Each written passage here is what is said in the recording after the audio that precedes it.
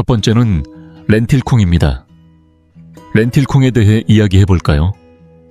사실 렌틸콩이라고 하면 별로 흥미롭지 않게 들릴 수도 있습니다. 화려하지도 않고 고급스러운 포장에 담겨 나오는 것도 아니며 요즘 유행하는 SNS 음식 사진 속 주인공도 아니니까요. 하지만 혹시 관절 통증으로 고민 중이시거나 가까운 가족 중에 그런 분이 계시다면 이 작고 단순한 콩이 생각보다 든든한 동반자가 되어줄 수 있습니다. 렌틸콩은 관절 통증을 완화하고 염증을 가라앉히며 몸이 편안해지도록 돕는 데 있어 놀라운 효과를 발휘합니다. 게다가 가격도 저렴하고 어디서든 쉽게 구할 수 있으며 복잡한 조리 과정 없이 간편하게 즐길 수 있다는 점이 큰 장점입니다. 그렇다면 왜 하필 렌틸콩일까요? 관절에 좋은 특별한 이유가 과연 무엇일까요? 이제 기본부터 짚어보겠습니다. 우리 몸은 관절과 근육을 지탱하기 위해 반드시 단백질이 필요합니다. 단백질은 손상된 조직을 회복시키고 근육을 유지하는 데 핵심적인 역할을 하죠. 특히 나이가 들수록 근육이 줄고 관절이 더 많은 부담을 지게 되기 때문에 단백질 섭취는 더더욱 중요해집니다. 그런데 문제는 우리가 평소에 쉽게 찾는 단백질.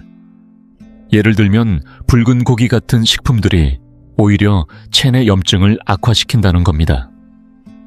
이미 부어있고 뻣뻣한 관절에 염증을 더하는 건 절대 피해야 하겠죠. 그런데 렌틸콩은 다릅니다. 렌틸콩은 필요한 단백질을 충분히 제공하면서도 염증을 키우지 않고 오히려 가라앉혀 줍니다. 몸과 싸우는 게 아니라 몸과 함께 작동하는 식물성 단백질인 셈이죠. 하지만 렌틸콩의 장점은 단백질에만 그치지 않습니다. 마그네슘도 풍부한데요. 이건 정말 중요합니다.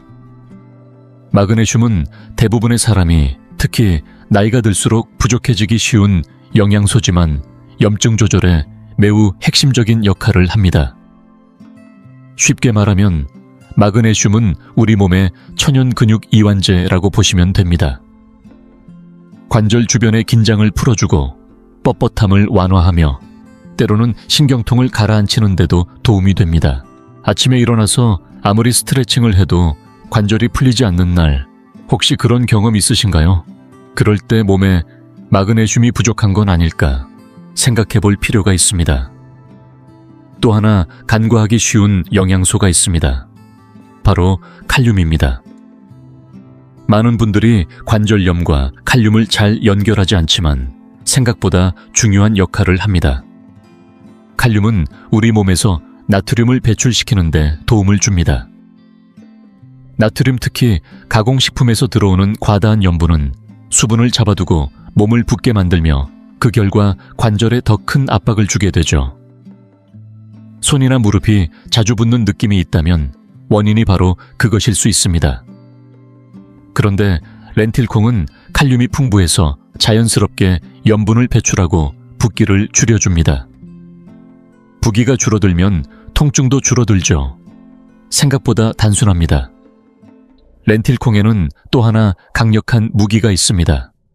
바로 식이섬유입니다. 식이섬유가 관절염과 무슨 상관이 있냐고요? 굉장히 큰 관련이 있습니다. 혈당이 급격히 오르면 우리 몸은 염증 유발 물질을 분비하게 되는데 이게 바로 관절통과 뻣뻣함, 불편함을 증가시키는 원인이 됩니다. 그런데 식이섬유는 당의 흡수를 천천히 하도록 도와주기 때문에 혈당을 일정하게 유지할 수 있습니다. 렌틸콩처럼 식이섬유가 풍부한 음식을 먹으면 하루 종일 에너지가 부드럽게 유지되고 관절에도 긍정적인 영향을 주는 것이죠. 여기에 더해 잘 알려지지 않았지만 꼭 알아야 할 영양소가 하나 더 있습니다. 엽산 즉 비타민 B12입니다. 엽산은 혈액 내 호모시스테인 수치를 낮추는 데 도움을 주는데 이 수치가 높을수록 염증과 통증이 심해질 수 있다는 연구 결과들이 있습니다. 다행히 렌틸콩은 엽산 함량이 매우 높고 정기적으로 섭취하면 이 수치를 안정적으로 관리할 수 있습니다. 겉으로는 드러나지 않지만 시간이 지날수록 큰 차이를 만들어내는 조용한 변화인 셈이죠. 이제 이런 말을 들으시면 이런 생각이 드실 수도 있습니다. 좋은 건 알겠는데 이걸 어떻게 먹어야 할까? 방법은 정말 다양합니다. 렌틸콩은 조리하기 쉬우면서도 활용도가 높습니다. 요리를 싫어하는 분들도 어렵지 않게 사용할 수 있어요. 국이나 찌개에 넣으면 식감이 풍부해지고 포만감도 좋아집니다. 마늘과 양파, 향신료를 더해서 렌틸콩 커리를 만들어도 좋고, 익힌 렌틸콩을 차갑게 식혀서 채소와 함께 샐러드로 즐겨도 훌륭하죠. 고기 섭취를 줄이고 싶다면 렌틸콩을 타코나 랩 혹은 수제, 채소버거 속 재료로 활용해보세요. 맛을 흡수하는 능력이 뛰어나기 때문에 짭짤하게도 칼칼하게도 심지어 살짝 달콤하게도 조리가 가능합니다. 그리고 무엇보다 반가운 점, 렌틸콩은 다른 콩류와 달리 미리 불릴 필요가 없습니다. 물에 헹군 뒤 냄비에 물이나 육수를 넣고 20-30분 정도 끓이기만 하면 됩니다. 조리 시간도 짧고 위장에도 부담이 거의 없어서 먹고 나서 더부룩하거나 속이 불편하지도 않아요. 관절염에 더 강력한 효과를 원하신다면 렌틸콩을 다른 한겸식품들과 함께 드셔보세요. 생시금치나 케일 한 줌, 강황 한 꼬지 부추, 약간 혹은 레몬즙 몇 방울만 더해도 관절에 시너지 효과를 줄 수 있습니다.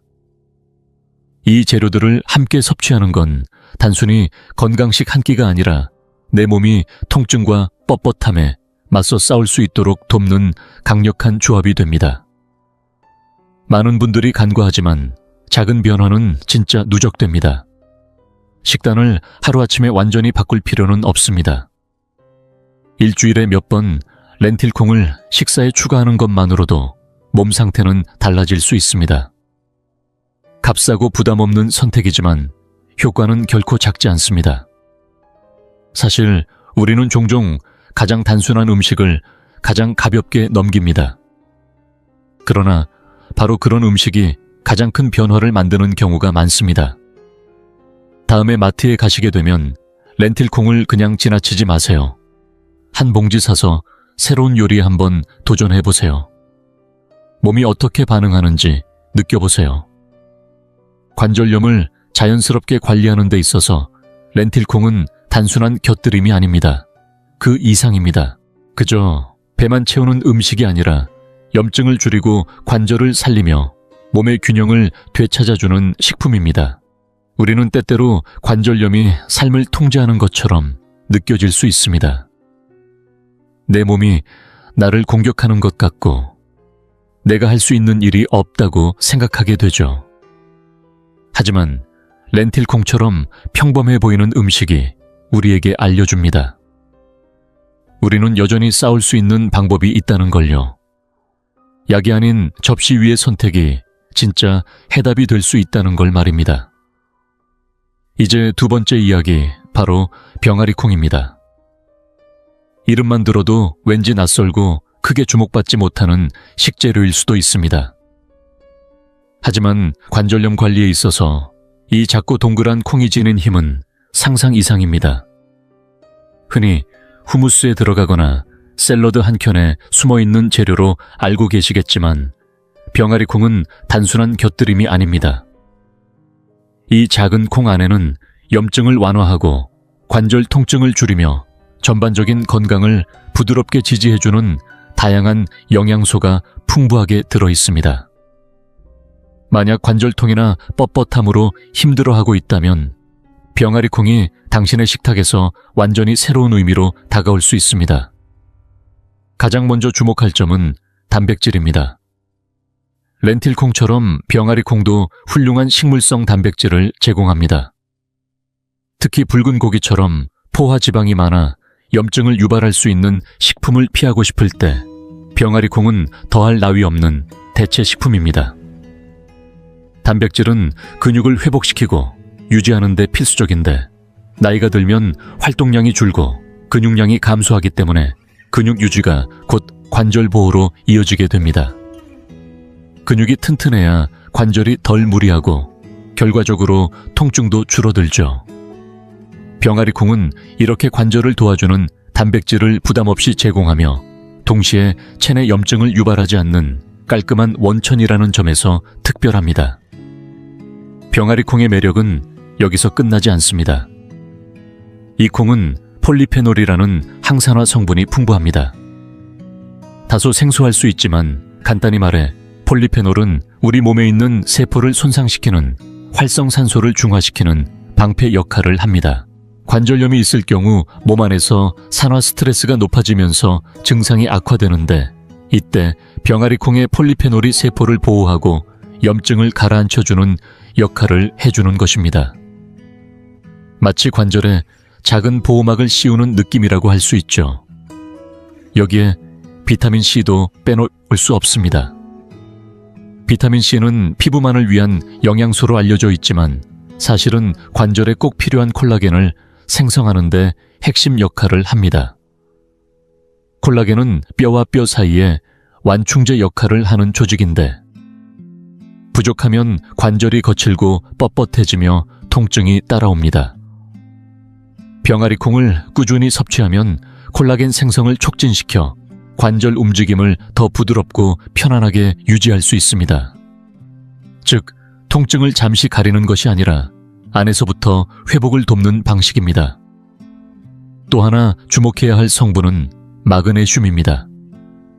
렌틸콩처럼 병아리콩에도 마그네슘이 풍부한데 이 성분은 근육을 이완시키고 신경계를 안정시켜주며 뼈의 강도까지 지켜줍니다. 관절염이 있을 때 근육이 긴장되거나 수면이 방해받는 경우가 많은데 마그네슘은 이런 상태를 진정시키고 몸의 균형을 회복하는 데 도움을 줍니다. 근육의 긴장이 줄어들면 관절이 짊어져야 할 부담도 줄어들고 밤에 숙면을 취하게 되면 관절도 그만큼 회복할 시간을 얻게 됩니다. 그리고 빠뜨릴 수 없는 것이 식이섬유입니다. 병아리콩에는 식이섬유가 풍부하여 혈당 조절에 효과적입니다. 혈당이 급격히 오르면 몸은 염증 반응을 일으키기 쉬운데 이 염증이 관절을 더욱 아프게 만듭니다. 병아리콩을 섭취하면 당의 흡수가 천천히 이루어지고 하루 종일 혈당이 안정되면서 염증의 급등을 막을 수 있습니다. 혈당이 일정하면 염증도 줄고 관절의 부담도 자연히 완화되죠. 여기서 재미있는 점 하나 더. 병아리콩은 생각보다 훨씬 다양한 방식으로 활용할 수 있습니다. 많은 분들이 후무스를 통해 접하셨겠지만 그 외에도 방법이 무궁무진합니다. 병아리콩을 살짝 오일과 함께 구우면 바삭한 간식으로 변신하고 샐러드나 볶음 요리에 넣어도 잘 어울립니다. 강황이나 채소와 함께 조리하면 한겸 효과가 배가 되고 곡물과 채소를 섞은 한 그릇 요리에도 제격입니다. 맛이 강하지 않아 어떤 양념이나 조리법과도 잘 어우러지며 심지어 베이킹에도 활용 가능합니다. 병아리 콩가루는 밀가루를 대체할 수 있는 글루텐 프리 재료로 빵이나 팬케이크 쿠키에도 들어갈 수 있고 통째로 갈아 넣으면 브라우니 반죽이나 채소버거 속 재료로도 훌륭합니다. 포만감이 뛰어나 체중 조절에도 도움이 되고 건강 간식으로도 손색이 없습니다. 게다가 가격도 착하고 구하기도 쉽습니다. 서울이나 부산 같은 대형마트는 물론이고 동네 시장에서도 쉽게 구할 수 있으며 건조 제품이든 캔 제품이든 형태도 다양합니다. 시간이 없을 땐 캔을 활용하고 조금 여유가 있을 땐 직접 불려서 삶으면 더욱 경제적입니다. 이렇게 다양한 장점에도 불구하고 병아리 콩은 여전히 많은 사람들에게 낯선 식재료일 수 있습니다. 하지만 오늘부터는 달리 보이실 겁니다. 이 작은 콩이 당신의 관절을 어떻게 도울 수 있는지를 알게 되면 그 가치는 결코 작지 않다는 걸 깨닫게 될 테니까요. 병아리 콩은 활용도가 정말 다양합니다.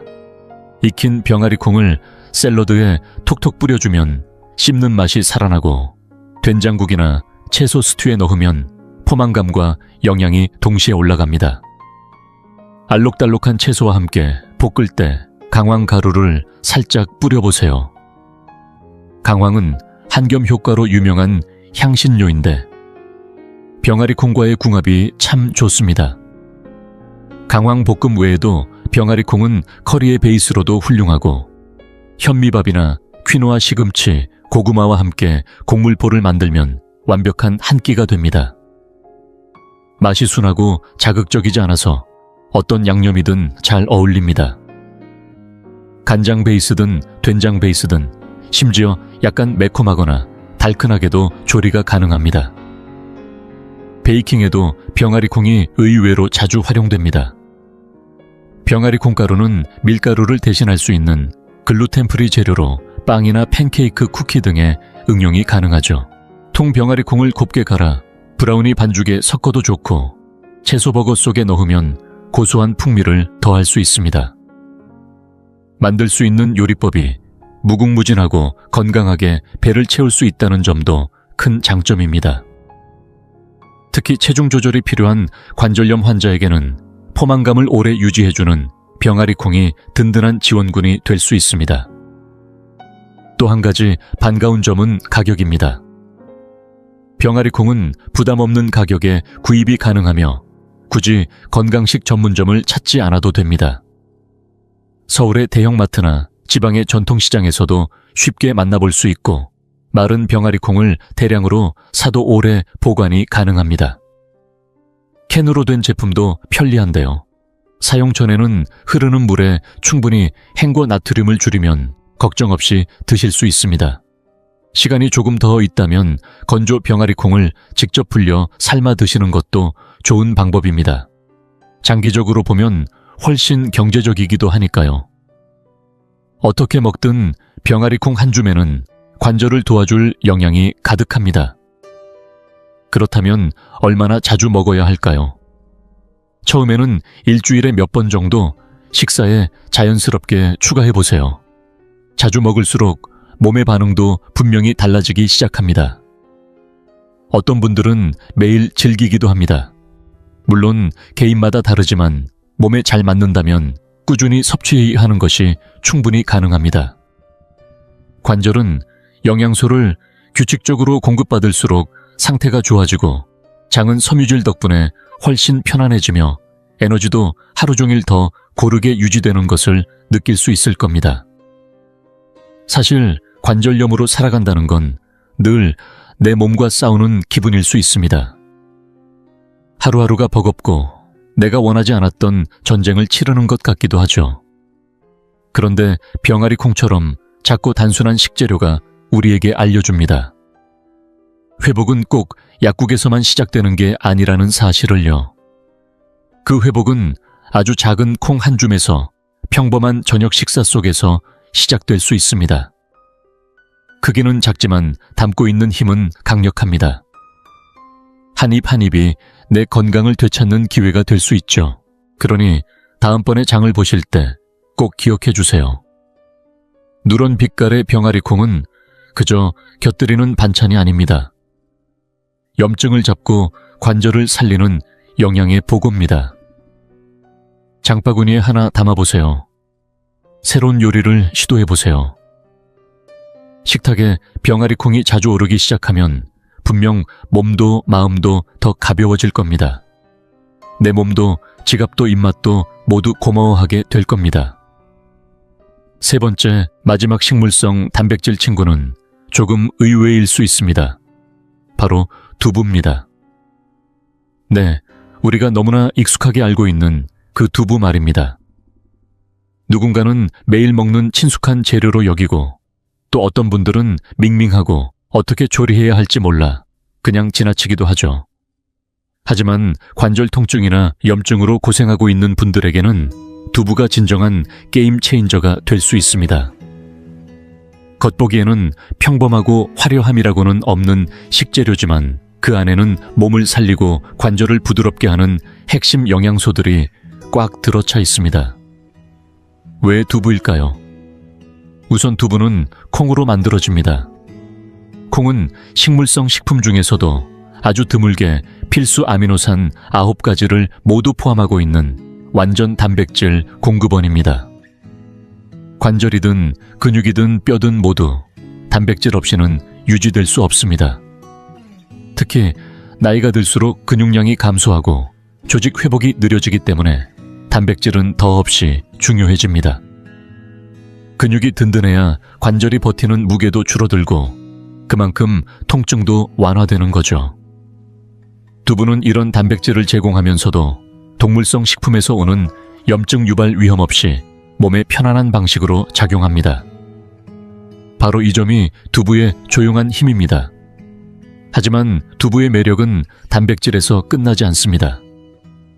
우리가 자주 들어온 오메가3 지방산도 빼놓을 수 없습니다. 심장 건강에 좋다고 잘 알려진 이 지방은 사실 관절 건강에도 큰 역할을 합니다. 몸속에서 염증을 일으키는 물질의 생성을 줄여주기 때문에 관절 뻣뻣함이나 붓기 통증까지도 자연스럽게 완화시킬 수 있습니다. 대부분 오메가3 하면 생선을 떠올리시지만 두부는 식물성 식품 중 극히 드물게 이 영양소를 포함하고 있습니다. 만약 해산물을 자주 먹지 않거나 식단을 식물성 중심으로 바꾸려는 분들에게는 두부가 최고의 선택이 될 수 있습니다. 여기에 더해 두부는 칼슘도 풍부합니다. 칼슘은 뼈 건강에 필수적인 영양소로 잘 알려져 있지만 관절염이 있는 분들에게는 단순한 뼈 문제가 아니라 골격 전체의 안정성과도 직결되는 문제입니다. 뼈가 튼튼해야 관절이 움직일 때 부담을 덜 받습니다. 특히 골관절염이 있는 분들에게는 칼슘 섭취가 필수입니다. 유당불내증이 있거나 유제품을 피하려는 분들에게도 두부는 훌륭한 대안이 됩니다. 게다가 요즘 시중에 나오는 두부 제품들 중에는 비타민 D가 강화되어 있는 경우도 많습니다. 비타민 D는 칼슘의 흡수를 돕고 뼈를 단단하게 만드는데 도움을 주는 영양소입니다. 하지만 많은 분들이 이 영양소가 부족하다는 사실조차 모르고 계신 경우가 많습니다. 나이가 들수록 비타민 D 합성이 줄어들기 때문에 음식으로 챙기는 것이 더욱 중요해지죠. 비타민 D는 뼈만이 아니라 면역 기능과 염증 조절에도 영향을 미칩니다. 그러니 두부 한 모를 먹으면서 비타민 D를 함께 섭취하는 건 매우 똑똑하고 간단한 건강 습관입니다. 여기서 끝이 아닙니다. 두부에 들어있는 또 다른 중요한 성분이 있습니다. 바로 이소플라본입니다. 계속해서 다음 문단에서 설명드리겠습니다. 두부에 들어있는 이소플라본은 콩에서 자연스럽게 얻어지는 성분으로 우리 몸에서 여성 호르몬과 비슷하게 작용한다고 알려져 있지만 걱정하실 필요는 없습니다. 호르몬 균형을 흐트러뜨리는 것이 아니라 오히려 몸속 염증을 낮추고 관절의 움직임을 더 부드럽게 만들어주는 역할을 한다는 연구 결과가 꾸준히 나오고 있습니다. 실제로 콩류를 자주 섭취하는 사람들을 살펴보면 관절이 덜 뻣뻣하고 통증이 적다는 보고가 있으며 특히 류마티스 관절염이 있는 사람들에게서 더 긍정적인 반응이 나타난다는 조사도 있습니다. 물론 기적처럼 단번에 모든 증상이 사라지는 것은 아니지만 두부가 몸의 자연치유 과정에 힘을 실어주는 또 하나의 중요한 방식이라는 점은 분명합니다. 그렇다면 이런 두부를 어떻게 먹어야 할까요? 두부는 맛이 심심하다는 인식 때문에 어려워하시는 분도 있지만 바로 그 점이 다양한 요리와 잘 어우러지는 가장 큰 장점입니다. 마늘이나 생강간장, 고춧가루, 레몬즙처럼 어떤 양념을 사용하든 두부는 그대로 맛을 흡수하여 전혀 새로운 요리로 변합니다. 볶아도 좋고 구워도 좋고 오븐에 넣어 바삭하게 만들어도 좋습니다. 두부를 처음 요리에 사용하는 분들은 단단한 두부를 고른 뒤 물기를 꾹 눌러 빼고 양념에 잠시 재워두면 훨씬 풍미가 살아납니다. 이렇게 준비한 두부를 채소 볶음이나 카레 샐러드, 간단한 랩 요리에 넣으면 영양도 더해지고 식감도 훨씬 풍부해집니다. 오븐에 넣어 겉면을 바삭하게 만드는 것도 인기 있고, 팬에서 양념과 함께 살짝 졸여도 훌륭합니다. 만약 부드러운 질감을 선호한다면 부드러운 두부를 활용해보세요. 부드러운 두부는 스무디나 수프에 넣어도 자연스럽게 섞이고 유제품 없이도 촉촉한 디저트나 소스를 만들 수 있습니다. 정말 신기하게도 두부를 갈아 넣었는지 모를 만큼 자연스럽게 녹아들면서도 단백질과 한겸 효과는 그대로 담깁니다. 크림을 쓰는 요리에 두부를 사용하면 포화 지방을 줄이면서도 영양을 높일 수 있어 더 건강한 선택이 됩니다.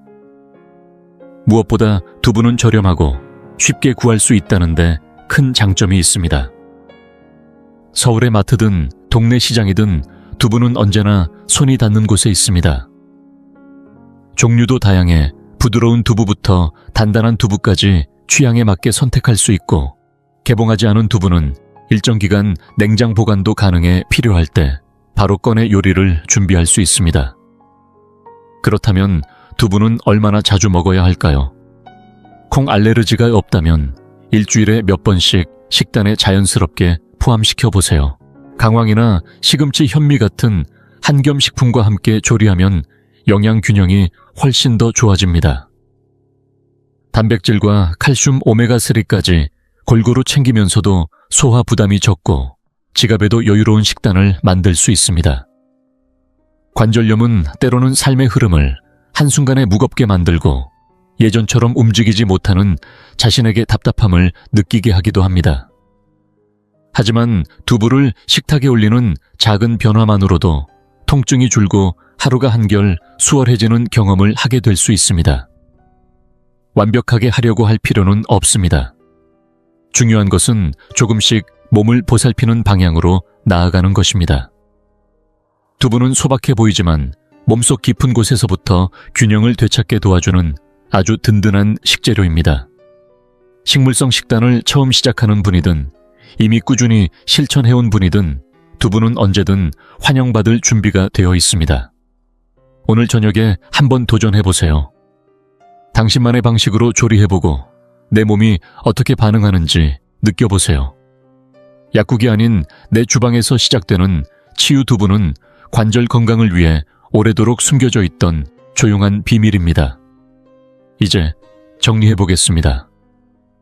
혹시라도 관절염 때문에 일상에서 불편함을 느끼고 계시다면 오늘 소개해드린 3가지 식물성 단백질을 꼭 기억해주세요. 바로 렌틸콩, 병아리콩, 그리고 두부입니다. 이 3가지는 겉으로는 특별할 것 없어 보이지만 몸속 염증을 줄이고 관절을 보호하는데 정말 강력한 도움을 줄 수 있는 식품들입니다. 값비싼 보충제나 복잡한 식이요법이 아니라 우리가 매일 식탁에서 쉽게 접할 수 있는 재료들이 몸속 깊은 곳부터 건강을 되찾는 데 기여할 수 있다는 사실, 너무 놀랍지 않나요? 이번 주 식사에 이 중 하나라도 가볍게 넣어보세요. 조리법도 다양하고 부담도 없으니 어렵게 생각하지 마시고 그냥 한 끼에 슬쩍 섞어만 보셔도 좋습니다. 몸이 어떻게 반응하는지 느껴보면서 천천히 식단에 스며들게 해보세요. 때로는 아주 작은 선택 하나가 생각보다 큰 변화를 불러오기도 하니까요. 오늘 영상이 도움이 되셨다면 화면 아래 좋아요 버튼 눌러주시면 저희 채널에 큰 힘이 됩니다. 그리고 앞으로도 건강에 좋은 정보들을 꾸준히 받아보시려면 구독과 알림 설정도 꼭 해주세요. 시청자 여러분의 생각도 궁금합니다. 댓글로 남겨주시면 함께 이야기 나눌 수 있어서 정말 감사할 것 같아요. 오늘도 함께 해주셔서 감사합니다. 그럼 다음 영상에서 다시 뵐게요. 혹시 덱부엌의 조미료 선반에 반년 넘게 개봉된 노란 강황가루 한 통이 놓여있진 않나요? 요리할 때마다 문득 떠올라 한 숟갈씩 뿌리며 이건 한겸작용에 관절 건강에도 좋으니 많이 넣어도 문제없겠지라고 생각하셨을 겁니다. 하지만 여기서 냉정한 진실 하나를 말씀드려야겠습니다. 당신이 들인 그 돈, 어쩌면 전부 하수구로 흘려보내고 있는 걸지도 모릅니다. 저는 김준호입니다. 노인 영양 분야에서 임상 경력만 23년째입니다. 바로 지난달 72이신 정영수 어르신께서 건강검진 결과지를 들고 저를 찾아오셨습니다. 두 눈은 벌겋게 충혈돼 있었고, 김 원장님, 저는 매일 아침 거르지 않고 강황물을 1년이나 마셨는데 왜 아직도 무릎이 아파서 계단도 제대로 못 내려가죠? 라고 말씀하셨습니다. 제가 그의 검사 수치를 살펴보니 염증 지표엔 변화가 전혀 없었습니다. 어떻게 드셨는지 다시 묻자 저는 곧바로 이유를 알 수 있었습니다. 그분은 현재 한국 노인분들 10명 중 9이 반복하는 심각한 실수를 저지르고 계셨던 겁니다. 그 잘못된 방법 하나가 강황의 흡수율을 거의 100에 가깝던 것을 5도 안 되는 수준으로 확 떨어뜨려 버린 것입니다. 쉽게 말해 10만 원짜리 건강기능식품을 사서 그중 9만 5천 원을 변기통에 버리고 계셨던 셈입니다. 하지만 오늘 저는 의대 교과서 속에나 숨겨져 있던 이 비밀을 아주 쉬운 말로 풀어서 알려드리려 합니다. 단 3가지만 바꾸면 강황의 흡수율이 무려 수십 배나 높아집니다. 새 제품을 살 필요도 없고 추가 비용도 들지 않습니다. 지금 댁에 있는 흔한 3가지 재료면 충분합니다. 그 어르신은 어떻게 됐을까요? 석 달 뒤 그는 저에게 한 장의 사진을 보내왔습니다. 서울 북한산 정상에서 아이처럼 해맑게 웃고 계셨습니다. 이 3가지 비밀이 궁금하신가요? 그럼 먼저 좋아요 한번 눌러주시고 댓글에 배웠습니다. 네, 글자 남겨주세요. 제가 여러분이 집중하고 계신지 확인할 수 있도록요. 왜냐하면 지금부터 드릴 한마디 한마디가 앞으로 10년의 건강을 바꿀 수도 있으니까요. 준비되셨죠? 그럼 바로 시작하겠습니다. 그 어르신이 저지른 실수 말하면 믿기 어려우시겠지만 실제로 열의 9은 다 그렇게 드십니다. 저는 보건소에서 오랜 세월 일하면서 이런 사례를 수없이 봐왔습니다. 어르신들께서 끼니는 아끼고 영양제는 비싼 돈 들여 사드시는데 반년 넘게 복용해도 몸 상태가 전혀 달라지지 않는 경우가 많습니다. 강황이 효과가 없는 게 아니라 처음부터 잘못된 방식으로 드시고 계신 겁니다. 제가 오늘 말씀드릴 3가지 가장 치명적인 실수부터 짚어드리겠습니다. 지금 말씀드리는 내용을 들으시면서 혹시 나도 여기에 해당되는지 꼭 점검해 보세요. 첫 번째, 실수부터 시작하겠습니다. 혹시 여러분도 이렇게 드시고 계신가요? 아침에 일어나 따뜻한 물을 준비하고 찬장에 있는 강황 가루를 한 숟갈 퍼서 컵에 넣은 뒤 젓가락으로 2번 휘저어 마시는 방식 말입니다. 목을 꺾어 꿀꺽 마시고 나면 이제 내 관절은 걱정 없겠지 하고 안심하셨을 수도 있습니다. 제가 만난 어르신들 10분 중 9분이 이런 방식으로 드시고 계셨고 TV에서도 그렇게 권하고 인터넷에서도 이게 표준인 것처럼 이야기합니다. 하지만 꼭 말씀드려야겠습니다. 이 방법은 가장 큰 오해이며 실효성 없는 방식입니다. 예전 초등학교 과학 시간 기억나시나요? 물 한 컵에 기름 한 숟가락을 부으면 기름이 위에 뜨고 물과 절대 섞이지 않죠. 강황 속의 유효 성분인 커큐민도 똑같습니다. 커큐민은 지용성입니다. 즉, 기름에는 녹지만 물과는 전혀 어울리지 않습니다. 여러분이 물에 강황을 타서 마신다는 건 마치 돼지 기름을 기름에 볶지도 않고 찬물에 그냥 던져 넣는 것과 같아요. 어떻게 될까요? 당연히 기름은 물 위에 둥둥 뜨고 서로 절대 섞이지 않습니다. 강황 가루도 마찬가지입니다. 여러분이 마신 건 그냥 노란 물일 뿐입니다. 정작 중요한 커큐민은 체내로 흡수되지 못하고 장을 한 바퀴 돌다가 그냥 배변과 함께 몸 밖으로 빠져나갑니다. 실제로 저에게 상담받으러 오신 박영수 어르신도 그랬습니다.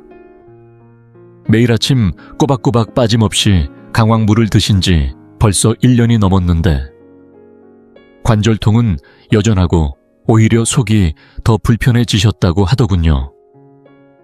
사실상 그 1년 동안 박 어르신은 자기 장기에 노란색 염색만 반복해온 셈이었습니다. 돈도 들고 정성도 들였지만 효과는 안타깝게도 전혀 없었습니다. 첫 번째 실수를 살펴봤으니 이제 두 번째 문제로 넘어가 보겠습니다. 이건 훨씬 더 교묘하게 숨어 있어서 많은 분들이 눈치채지 못합니다. 설령 여러분이 첫 번째 실수는 피해서 기름과 함께 강황을 드셨다고 해도 아직 안심할 수 없습니다.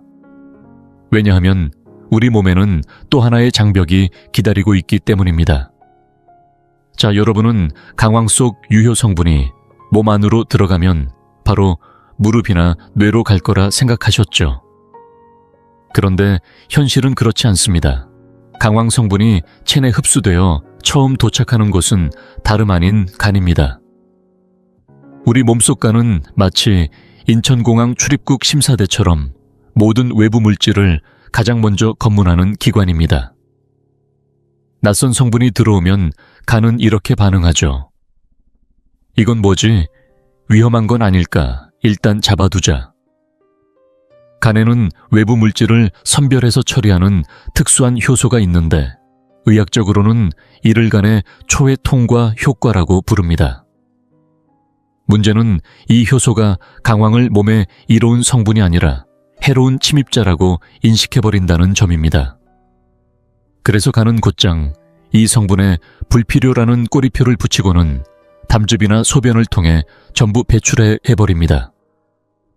실제로 연구 결과에 따르면 강황 성분만 단독으로 섭취했을 때 혈액 속에서 실제로 흡수되는 양은 5%도 되지 않고 나머지 95%는 전부 간에 의해 버려진다고 합니다. 억울하죠.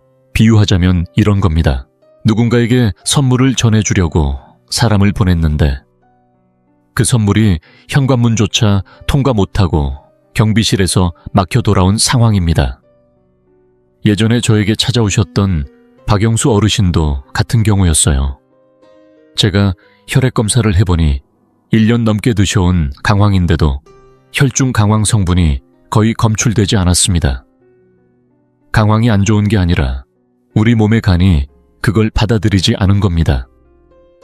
걱정하지 마세요.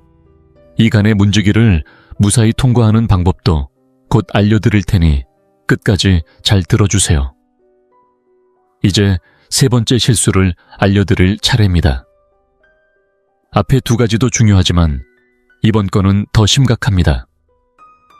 왜냐하면 아예 처음부터 잘못된 물건을 사서 드시는 분들이 너무 많기 때문입니다. 여러분도 혹시 동네 시장이나 약국에서 노란 가루를 사신 적 있나요? 겉보기엔 전부 비슷비슷하죠. 이름도 헷갈립니다. 하나는 강황이고 다른 하나는 울금인데요. 색깔도 노랗고 냄새도 살짝 비슷하고 무엇보다 가격은 울금이 강황의 절반 수준입니다. 게다가 파는 분이 이렇게 말합니다. 두 개 다 생강과 식물이니까 울금 사시면 돼요. 싸고 효과도 같아요. 여러분도 혹시 그런 말을 듣고 울금을 사신 적 있으신가요? 그런데 말입니다. 효과는 무려 10배 차이가 납니다. 지난달에도 김순자 어르신께서 이런 일로 저를 찾아오셨습니다. 강황을 드셨는데 속이 더부룩하고 설사까지 나서 불안하시다며 가루를 들고 오셨더라고요. 제가 포장을 보자마자 알았습니다. 강황이 아니라 울금이었습니다. 저는 어르신께 설명드렸습니다. 둘 다 생강과 식물이지만 생리적 작용은 완전히 다르다고요. 강황은 뿌리 줄기 부위로 따뜻한 성질을 지녀 몸을 덮이고 순환을 돕습니다. 반면 울금은 괴근 부위로 차가운 기운이 강해 위장을 차게 만들고 소화에 무리를 줄 수 있습니다. 더 큰 문제는 핵심 성분인 커큐민 함량입니다. 강황에는 울금보다 무려 10배나 많은 커큐민이 들어있습니다. 즉 같은 값을 주고 울금을 강황인 줄 알고 사 먹으면 실제 효과는 10분의 1도 안 되고 오히려 체질에 따라 몸 상태가 악화될 수 있습니다. 김 어르신은 원래 혈중 지질 수치를 낮춰보려고 강황을 시작하신 거였는데 체질이 찬 편인데다 매일 아침 공복에 울금 물을 드셨던 겁니다. 2달 후엔 혈중 수치는 개선되지 않고 오히려 위장이 냉해지고 얼굴빛도 창백해지셨죠. 제가 바로 제대로 된 강황으로 바꾸시라고 안내드리고 함께 흡수율을 높이는 방법도 조언드렸더니 3개월 후 혈중 지질이 30%나 낮아지셨습니다. 이제 진짜 강황과 울금을 구별하는 3가지 팁을 알려드리겠습니다. 첫째 색을 보세요. 강황은 더 선명하고 밝은 노란빛을 띠지만 울금은 탁하고 어두운 노란색입니다. 둘째 향을 맡아보세요. 강황은 특유의 깊은 향이 있지만 울금은 거의 향이 없습니다. 셋째 가격을 비교하세요. 진짜 강황은 울금보다 보통 2배 이상 비쌉니다. 가능하면 가까운 약국이나 대형마트에서 포장지를 확인하고 강황 또는 터메릭이라고 정확히 적힌 제품을 고르세요. 지금까지 3가지 실수를 말씀드렸습니다. 물에 타서 흡수되지 않는 방식간에서 걸러져 버리는 문제, 그리고 아예 다른 가루를 잘못 사서 드시는 것. 이 셋 중 몇 가지가 나에게 해당되는지 꼭 돌아보셔야 합니다. 혹시 셋 다 해당된다면 그동안 드신 강황은 안타깝게도 전부 하수구로 흘러 들어갔다고 보셔야 합니다. 하지만 실망하실 필요 없습니다. 오늘부터 우리는 방법을 완전히 바꿀 겁니다. 왜 인도 어르신들은 나이가 들어도 치매나 관절염이 적을까요? 비결은 커리를 먹어서가 아닙니다. 그들은 강황을 드실 때 꼭 3가지 비법을 함께 써서 흡수율을 극대화합니다. 그 덕분에 흡수율이 5%에서 거의 100% 가까이 올라가는 거죠. 지금부터 그 3가지 비법을 하나씩 알려드릴 테니 꼭 메모하시고 따라해보세요. 이제 첫 번째, 보물 같은 비법을 알려드리겠습니다. 이 방법은 정말 값어치가 천금이라 할 만큼 강력합니다. 강황에 단지 검은 후추 3알만 더하면 흡수율이 순간적으로 20배나 치솟습니다. 20%가 아니라 20배입니다. 숫자로 따지면 2000% 가까이 올랐다는 뜻이죠. 혹시 인도나 동남아 음식에서 강황이 들어가는 요리마다 후추가 꼭 함께 쓰이는 것 눈여겨보신 적 있으신가요? 우리나라에서도 양고기를 삶을 때나 소고기를 끓일 때 후추를 넣어 누린내를 잡고 기운을 보태는 전통이 있습니다. 예전부터 내려오던 이런 지혜를 과학이 뒤늦게 확인해준 셈입니다. 후추 속에는 피페린이라는 특별한 성분이 들어있는데 앞에서 말씀드린 간의 문턱을 살짝 열어주는 열쇠 역할을 합니다. 간이 강황 성분을 낯선 물질로 취급해 바로 걸러내버리려고 할 때 피페린이 잠시 그 작용을 누그러뜨려 강황이 혈액 속으로 조용히 스며들 수 있도록 길을 열어주는 것입니다. 뿐만 아니라 장에서도 강황 성분이 빠르게 분해되지 않도록 시간을 벌어주는 역할까지 합니다. 제가 지어낸 이야기가 아니라 사람을 대상으로 한 연구에서도 동일한 결과가 확인된 바 있습니다. 강황만 단독으로 섭취했을 때는 혈액 내 농도가 거의 올라가지 않지만 후추 성분을 소량 함께 섭취하면 강황 농도가 2000%까지 증가하는 것으로 나타났습니다. 그래서 지금 전 세계에서 판매되는 강황 관련 건강식품을 살펴보면 대부분 후추가 함께 배합되어 있습니다. 사용법도 아주 단순합니다. 강황을 드실 때마다 물에 타든 볶든 죽에 넣든 그때마다 검은 후추를 서너 알 정도만 함께 넣어주시면 됩니다. 반드시 검은 후추여야 하며 흰 후추는 효과가 없습니다. 마트에서 파는 저렴한 후추 한 통이면 반년은 거뜬히 쓰십니다. 예전에 박영수 어르신께도 이 방법을 알려드렸는데 그날부터 강황을 드실 때마다 꼭 후추를 곁들여 드셨습니다. 일주일 후 전화가 왔는데 아침에 일어날 때 손가락 마디가 덜 굳어서 너무 놀랐다고 하시더군요. 이것이 바로 첫 번째 비법입니다. 두 번째 비법, 이건 정말 핵심 중의 핵심입니다. 강황 성분이 우리 혈액 속까지 무사히 들어갈 수 있을지를 결정짓는 아주 중요한 열쇠예요. 자, 한번 상상해보세요. 강황 속 커큐민은 귀한 손님입니다. 이 손님을 혈관이라는 목적지까지 어떻게 안전하게 데려다 줄 수 있을까요? 물로 데려간다, 그건 마치 지하철이나 버스를 타는 것과 같아서 복잡하고 시끄럽고 이 귀한 손님이 중간에 내릴지도 몰라요. 하지만 기름으로 데려간다면 얘기는 달라집니다. 전용차, 그것도 최고급 리무진을 태워 보내는 거죠. 쾌적하게, 조용하게 곧장 목적지까지 직진입니다. 고등학교 화학 시간 떠오르시죠?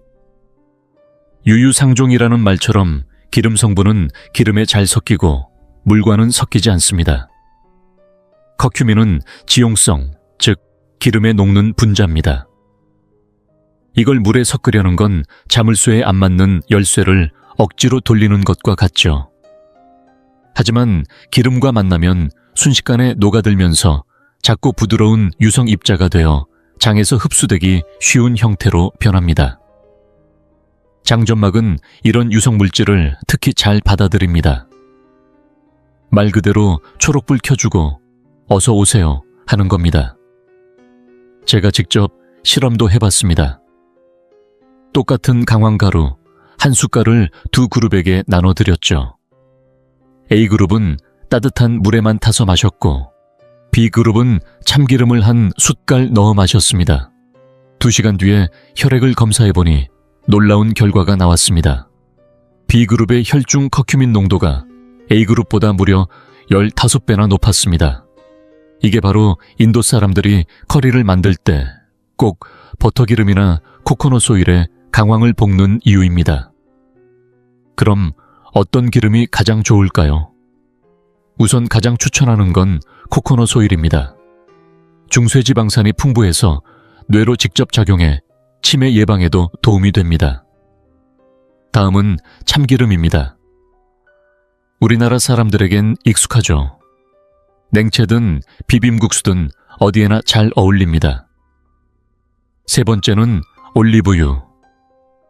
심장과 혈관을 지켜주는데 특화돼 있고 강황과 궁합이 아주 좋습니다. 마지막으로 가장 쉽게 구할 수 있는 일반 식용유도 괜찮습니다. 땅콩유, 카놀라유, 포도씨유 등 다 가능해요. 중요한 건 기름의 종류보다 기름이 들어갔느냐가 핵심입니다. 그렇다면 얼마나 넣어야 할까요? 딱 한 숟갈, 대략 5ml면 충분합니다. 너무 많이 넣으면 오히려 느끼하고 소화에 부담이 될 수 있으니 주의하세요. 단, 여기서 중요한 주의사항 하나. 만약 담석증이나 췌장 질환이 있으신 분이라면 기름 섭취에 제한이 있을 수 있으니 반드시 먼저 의사와 상담하셔야 합니다. 두 번째 비법까지 알려드렸습니다. 첫 번째 비법인 후추가 길을 열어주고 두 번째 기름이 강황을 안전하게 목적지까지 호위합니다. 다음은 마지막 세 번째 강황을 깨우는 방법입니다. 이제 진짜 힘을 발휘할 준비를 해야죠. 준비되셨죠? 이제 마지막 세 번째 비법만 남았습니다. 이 방법이야말로 강황의 힘을 제대로 깨워주는 핵심인데요. 겨울철에 돼지 기름이 단단하게 굳어 칼로도 잘 안 베어지지만 따뜻한 물에 잠시 담그면 금세 녹아 흐르는 것처럼 강황 속 유효 성분도 차가운 상태에서는 돌덩이처럼 단단해 쉽게 흡수되지 않습니다. 하지만 열을 가하면 마치 두부처럼 결이 풀리며 부드럽게 변해 몸속으로 훨씬 잘 들어갑니다. 과학에서도 이를 확인하고 있는데 온도가 올라가면 강황 성분의 구조가 단단한 결정 형태에서 무정형 상태로 변해 흡수율이 눈에 띄게 증가한다고 합니다. 얼음이 딱딱하게 굳어 움직이지 않지만 아이스크림처럼 부드러우면 한 입에 스며들듯이 말입니다. 연구에 따르면 강황을 대략 60도에서 80도 정도로 데워주면 생체 이용률이 3배에서 5배까지 뛰어오릅니다. 예로부터 약을 다스리던 한의서에서도 강황은 따뜻하게 먹어야 한다고 리피트들리 강조해왔습니다. 강황 자체가 따뜻한 성질이긴 하지만 열을 더해주어야 피를 돌게 하고 뭉친 기운을 풀어주는 효과가 제대로 드러난다는 뜻입니다. 우리 조상들은 1000년 전부터 이를 알고 있었고 현대의 과학이 그 사실을 늦게서야 확인한 셈이죠. 그렇다면 어떻게 드는 것이 가장 좋은 방법일까요? 3가지가 있습니다. 가장 쉬운 방법은 따뜻한 우유나 따끈한 두유에 강황을 타는 것입니다.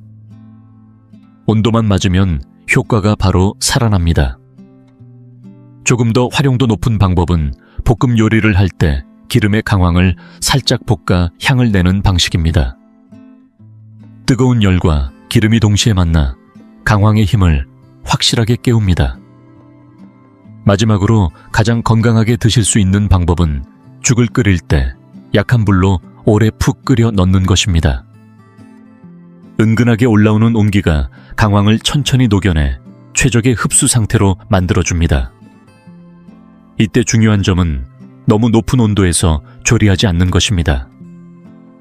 60도에서 80도면 충분하고 전자레인지로 들 경우에도 1분 정도면 적당합니다. 반대로 온도가 180도를 넘기면 강황 성분이 분해되어 효능이 떨어지므로 기름에 튀기거나 지나치게 센 불로 굽는 방식은 오히려 좋지 않습니다. 강황은 따뜻하게 적당한 열에서 조심스럽게 깨워주는 것이 가장 좋습니다. 자, 이제 마지막 3번째 비법을 알려드릴 시간입니다. 앞서 말씀드린 블랙페퍼가 길을 열어주고 기름이 태워다 준다면 이 마지막 열쇠는 바로 강황을 깨어나게 하는 것, 즉 가열입니다. 여러분, 겨울철 돼지기름을 생각해보세요.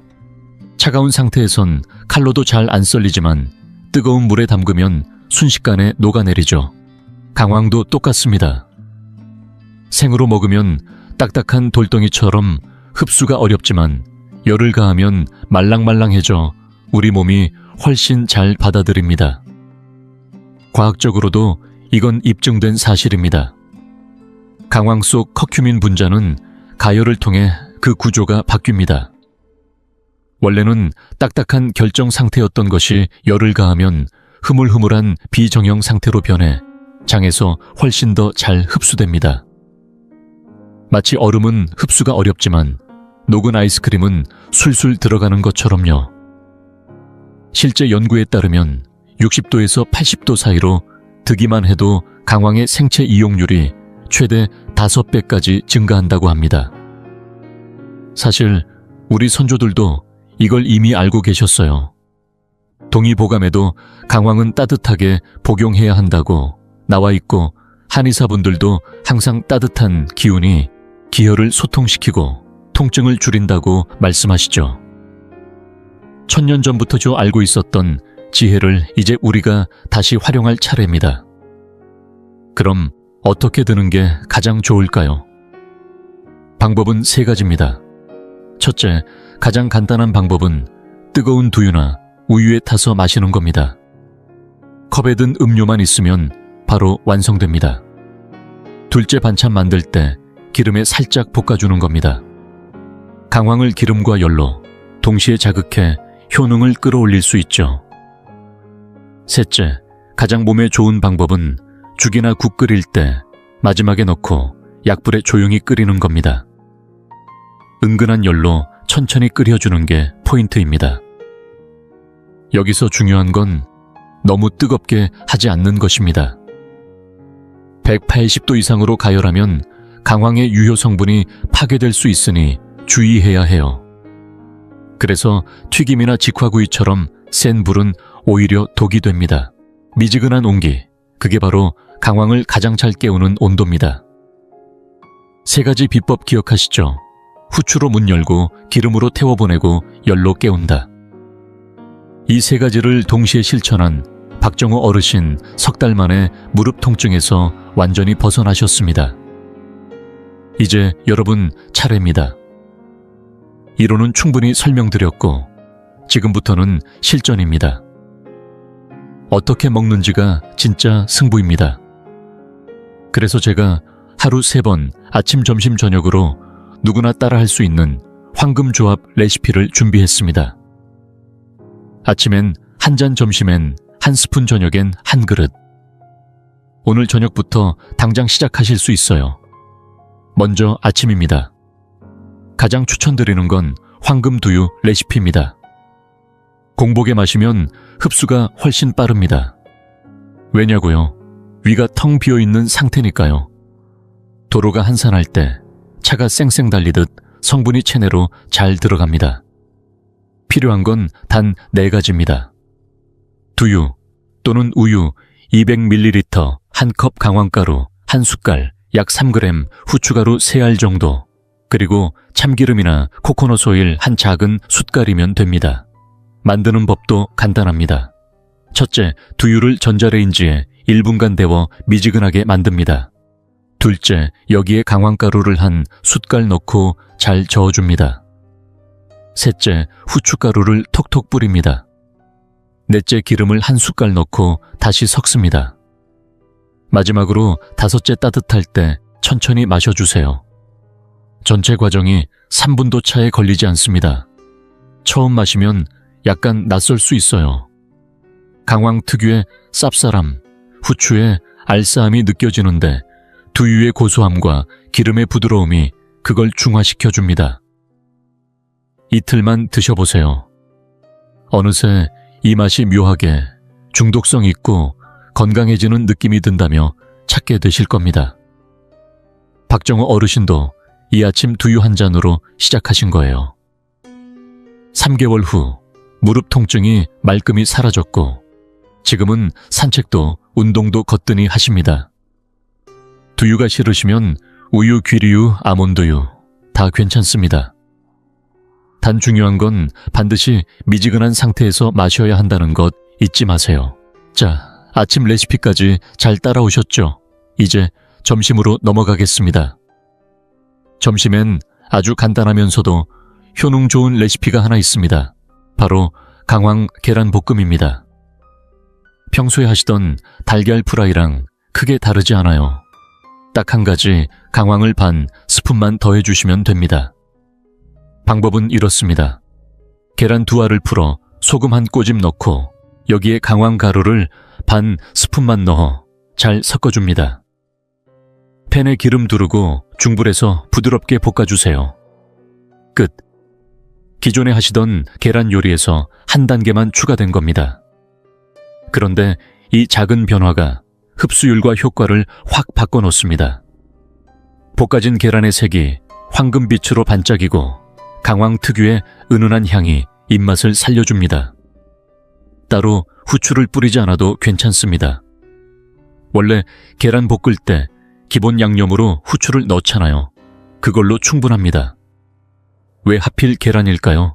이유는 확실합니다. 계란에는 지방이 풍부한 노른자가 들어있어 강황의 흡수를 도와주고 레시틴이라는 성분도 함께 있어 우리 몸에서 강황을 더 오래 머물게 해줍니다. 그리고 색깔도 강황과 같은 노란 계열이라 궁합이 아주 좋습니다. 게다가 볶는 과정에서 자연스럽게 열기름, 후추 3가지 조건이 모두 충족됩니다.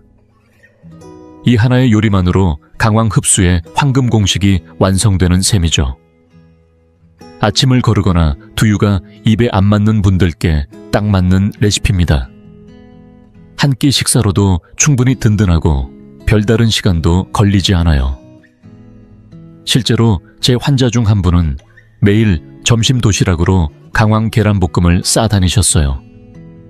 3달 정도 지나니까 혈중 지방 수치가 눈에 띄게 떨어지고 체중도 자연스럽게 줄었습니다. 계란 말고도 볶는 음식이면 다 괜찮습니다. 시금치 볶음, 두부조림, 돼지고기 볶음 등등. 어떤 반찬이든 마지막에 강황가루만 살짝 뿌려주면 색감도 좋아지고 한겸 효과도 따라옵니다. 이제 마지막 저녁 시간입니다. 저녁에는 무엇보다 속을 편안하게 해주고 몸을 따뜻하게 덮여주는 게 중요합니다. 그래서 제가 추천드리는 메뉴는 바로 강황 율무죽입니다. 요즘처럼 일교차 큰 계절엔 이 한 그릇이 피로도 풀어주고 관절에도 좋은 역할을 해줍니다. 준비물도 간단해요. 율무나 찹쌀 한 줌, 강황가루 한 스푼, 후추 서너 알, 그리고 참기름 몇 방울이면 충분합니다. 먼저 율무를 깨끗이 씻어 물을 넉넉히 붓고 끓입니다. 냄비든 전기밥솥이든 상관없습니다. 물이 끓기 시작하면 강황가루 한 스푼을 넣고 후추알 몇 개 톡톡 털어놓고 마지막에 참기름 몇 방울 뿌려서 은근한 불에 15분 정도 푹 끓이세요. 죽이 노랗게 변하면 완성입니다. 한 숟갈 떠보면 부드럽고 고소하면서도 속이 따뜻해지는 느낌이 듭니다. 왜 율무죽이 좋을까요? 동의보감에도 나옵니다. 율무는 위장을 보하고 습기를 없애주며 강황은 비위경을 타고 들어가 기혈을 순환시켜줍니다. 여기에 후추는 따뜻한 기운을 더해주고 참기름은 잔군동을 도와줍니다. 이 네 가지가 만나면 우리 몸의 오장육부가 편안해지는 황금조합이 완성됩니다. 특히 이런 분들께 꼭 권해드리고 싶어요. 평소 위장이 차고 소화가 잘 안 되거나 변비가 잦고 잠이 깊이 들지 않는 어르신들. 저녁에 이 죽 한 그릇 드시고 주무시면 몸이 풀어지고 아침에 훨씬 개운하게 일어날 수 있습니다. 저희 어머니도 이 강황죽을 매일 저녁 챙겨 드십니다. 올해로 73이신데 얼굴에 윤기가 돌고 손발도 따뜻하세요. 꼭 율무가 아니더라도 좋습니다.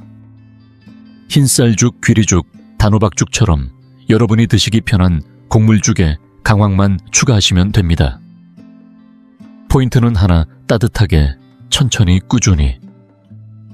자, 이렇게 아침, 두유, 점심, 계란볶음, 저녁, 강황죽까지 이 세 가지 중 하나만 선택해도 좋고 세 끼 모두 실천하셔도 좋습니다.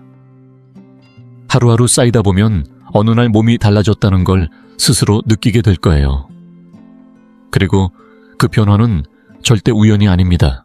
지금까지 강황의 놀라운 흡수 비법과 실천 레시피를 소개해드렸지만 모든 분들이 무작정 따라 해서는 안 되는 중요한 주의사항도 꼭 알려드려야 합니다. 지금부터 드리는 말씀, 특히 세 가지 경우에 해당하시는 분들은 반드시 귀 기울여 주세요. 첫 번째, 꼭 나올 질문입니다. 이왕 먹는 거 많이 먹으면 더 좋지 않나요? 정답은 단호하게 말씀드립니다. 절대 아닙니다. 강황은 적당히 먹으면 도움이 되지만 지나치면 오히려 해가 됩니다. 쌀밥처럼 많이 먹는다고 좋은 게 아니고 한약처럼 복용량이 중요해요. 예로부터 동의보감에도 지나침은 모자람만 못하다고 나와 있고 현대의학에서도 용량이 독성을 결정한다고 말합니다. 그럼 하루에 얼마가 적당할까요? 강황가루는 하루 3g에서 5g, 즉 작은 티스푼으로 1, 2스푼이 적당합니다. 후추는 3알에서 5알이면 충분하고 하루 1, 2회로 나누어 섭취하는 것이 이상적입니다. 제 환자 중 한 분은 강황이 그렇게 좋다더라는 얘기를 듣고 하루 3스푼씩 드셨는데 결과는 속쓰림, 신트림, 설사였습니다. 병원에서 내시경을 해보니 위 점막이 붉게 헐어 있었어요. 세계보건기구 WHO에서도 성인의 커큐민 강황의 핵심 성분 섭취 권장량을 체중 1kg당 3mg 이하로 제한하고 있습니다. 예를 들어 체중 60kg인 분은 하루 최대 180mg의 커큐민, 즉 강황가루로 약 g 이하가 적절하다는 뜻입니다. 기억하기 쉽게 말씀드리면 이렇습니다. 하루 2스푼이면 건강이 따라오고 과욕 부리면 위장이 아프다. 꼭 기억해 두세요. 두 번째는 담석이나 담낭 질환이 있는 분들에 관한 주의입니다. 이 부분은 특히 신중해야 합니다. 강황은 간을 자극해서 담즙 분비를 촉진시킵니다. 원래는 이 담즙이 기름진 음식 소화를 도와주는 좋은 역할을 하죠. 하지만 문제는 담낭에 결석이 있을 경우입니다. 담즙이 갑자기 많이 분비되면 담낭에 있는 돌이 밀려나와 담관을 막아버릴 수 있습니다. 그러면 극심한 통증이 생기고 심한 경우 응급수술까지 받아야 할 수도 있어요. 실제로 제가 진료했던 어떤 환자분도 작은 담석이 있다는 걸 알고 계셨음에도 인터넷 글만 보고 강황은 간 해독에 좋다 는 말을 믿고 매일 강황물을 드셨다가 일주일 만에 복통으로 새벽에 구급차를 타고 병원에 오셨습니다. 검사 결과 담관이 막혀 긴급 수술까지 받으셨어요. 그래서 이런 분들은 꼭 피해주세요. 담석증, 담낭염 담관, 폐쇄 담낭 절제 수술을 받은 지 얼마 안 된 경우 이런 상황에 해당되신다면 의사와 먼저 상담하셔야 합니다. 혼자 판단해서 드시면 절대 안 됩니다. 간과 담낭의 상태에 따라 양을 조절해야 하니까요. 세 번째는 신장 결석 또는 요산 수치가 높은 분들에 관한 내용입니다. 이분들은 강황을 완전히 피할 필요는 없지만 반드시 조심해서 드셔야 합니다. 강황에는 수산 옥살산셔이라는 성분이 들어있습니다. 시금치나 녹차처럼 건강한 식재료에도 포함된 성분이지만 신장에 무리가 가는 분들에겐 돌을 만들 수 있는 원인이 될 수 있습니다. 특히 신장 안에서 칼슘과 만나면 수산칼슘 결석이 될 수 있어요. 그렇다고 겁먹을 필요는 없습니다. 세 가지 방법만 지키면 안전하게 드실 수 있어요. 첫째, 물을 많이 마시는 것입니다. 하루 2000ml, 즉 8잔 정도는 꼭 드셔서 수산을 희석시키면 결석 위험이 크게 줄어듭니다. 둘째, 매일 먹지 말고 격일로 먹는 것입니다. 신장에 쉴 시간을 주는 것도 중요합니다. 셋째, 칼슘이 있는 식품과 함께 먹는 것입니다.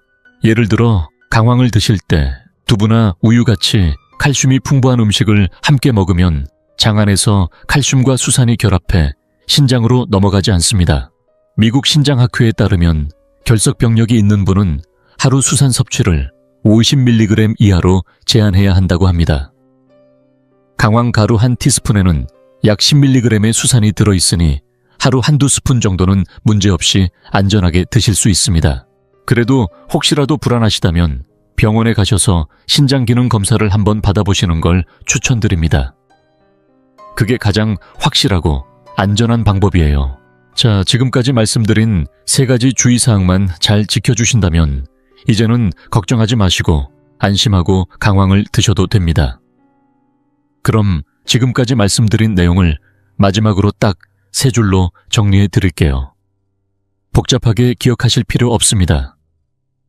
이 세 문장만 냉장고에 붙여두시고 매일 아침 한 번씩 읽으시면 됩니다. 첫 번째 문장 강황은 물에 타서 먹으면 안 되고 기름과 함께 먹어야 합니다. 왜냐고요? 강황은 기름을 만나야 몸속에 들어갑니다. 그냥 물에 타 마시면 돈 들여서 노랗게 물든 물만 마시는 꼴이에요. 기름과 함께일 때 비로소 효과가 생깁니다. 두 번째 문장, 검은 후추는 강황의 생명줄입니다. 단 3알의 후추가 흡수율을 무려 20배나 높여줍니다. 후추 없이 먹는 강황은 피 속으로 들어가지도 못하고 간에서 바로 버려지기 일쑤입니다. 강황과 후추는 언제나 짝꿍입니다. 세 번째 문장, 날로 먹는 강황은 효과 없습니다. 반드시 따뜻하게 드셔야 합니다. 뜨거운 두유 달궈진 프라이팬 보글보글 끓는 주간에 들어가야 진짜 몸이 흡수할 수 있는 강황으로 바뀌는 겁니다. 미지근함이 바로 열쇠예요. 이 세 문장을 한 단어씩만 따면 어떻게 되냐고요? 기름 후추열. 기름은 자동차 후추는 열쇠 열은 시동입니다. 세 가지가 다 맞물려야 강황이 제대로 달리기 시작합니다. 이제 처음으로 다시 돌아가 볼까요? 기억나시죠? 처음에 말씀드린 72살의 박영만 어르신 말입니다. 무릎이 아파서 5년 동안 태극권도 멈추셨고 계단조차 두려워하던 분이셨습니다. 강황이 좋다기에 1년 동안 꼬박꼬박 물에 타서 드셨지만 아무 효과도 없었습니다. 오히려 속은 더 쓰리고 마음은 더 무거워졌다고 하셨어요. 그러다 저를 찾아오셨고 제가 3가지 핵심 비법을 알려드렸습니다. 그분 말씀이 박 원장님 먹는 방식만 바꾼다고 정말 나아질까요? 제가 웃으며 말씀드렸죠. 일주일만 해보세요. 몸이 바로 알려줄 겁니다. 첫째 주 아침에 일어나 손가락이 덜 뻣뻣하다고 하셨습니다.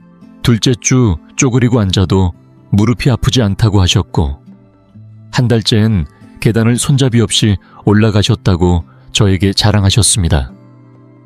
그리고 딱 3개월 후 어느 가을 주말이었습니다. 제 휴대폰에 사진 한 장이 도착했어요. 사진 속 박영만 어르신은 강원도 오대산 정상에서 2팔을 번쩍 들고 웃고 계셨습니다. 붉게 물든 단풍을 배경으로 그분은 이렇게 적으셨더군요. 박 원장님, 제 무릎이 다시 제 말을 듣기 시작했어요. 남은 인생 이 2다리로 대한민국 방방곡곡을 걸어볼랍니다. 이건 기적이 아닙니다. 과학입니다. 그리고 무엇보다 제대로 알고 제대로 실천한 결과입니다. 여러분, 박 어르신이 부럽지 않으신가요, 지금? 이 영상을 보고 계신 여러분도 충분히 그렇게 되실 수 있습니다. 오늘 밤부터 딱 한 가지 강황 먹는 방법만 바꿔보세요. 몸은 정직합니다. 곧 여러분께 변화로 답해줄 겁니다. 저는 늘 제 환자분들께 이렇게 말씀드립니다. 건강은 운에 맡기는 것이 아닙니다. 건강은 결국 지혜에서 나옵니다. 많은 분들이 이렇게 생각하세요. 저 사람은 타고난 거야. 나는 원래 약골이니까 어쩔 수 없어. 하지만 아니에요. 100세 건강을 지키는 분들은 특별한 약을 먹은 게 아니라 매일매일 사소한 선택을 바르게 해왔기 때문입니다. 오늘 여러분이 강황을 제대로 섭취하는 법을 배운 것, 이건 단순한 지식이 아니라 현명한 하나의 선택입니다. 그리고 내일은 또 하나 배우게 되실 겁니다. 혈압을 안정시키는 법, 혈관을 튼튼하게 하는 법. 매일 하나씩만 배우고 실천한다면 1년이면 365가지, 10년이면 무려 3년격 50가지나 되는 건강한 선택이 쌓입니다. 이게 바로 100세 인생의 비밀이에요. 예로부터 보약보다 음식이 중요하다는 말이 있죠. 그런데 저는 한마디를 더 보태고 싶습니다. 음식보다 더 중요한 건 잘 먹는 법을 아는 것입니다. 제 아무리 귀한 식재료도 방법을 모르면 효과는 없고 몸에 안 맞게 먹으면 오히려 해가 됩니다. 그래서 저는 이 채널을 만들었습니다. 병원에서만 알 수 있는 전문적인 지식을 가장 쉽고 정확한 말로 여러분께 전해드리기 위해서입니다. 오늘 영상이 도움이 되셨다면 좋아요 버튼 한번 눌러주세요.